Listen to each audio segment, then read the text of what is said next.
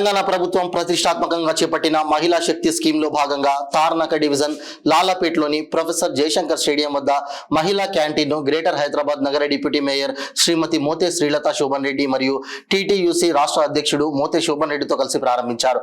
ఈ సందర్భంగా deputy mayor మాట్లాడుతూ వచ్చే 5 సంవత్సరాల్లో మహిళలను కోటీశ్వరులను చేయాలన్న లక్ష్యంతో ప్రభుత్వం ఇందిరా మహిళా శుద్ధి పథకానికి శ్రీకారం చుట్టిందని తెలిపారు. మహిళా శక్తి స్కీమ్ మహిళల ఆర్థిక శక్తివంతత కోసం కీలకంగా పనిచేస్తుందని, ఈ క్యాంటీన్ మహిళల స్వయం ఉపాధికి ముఖ్యమైన మద్దతు అని పేర్కొన్నారు.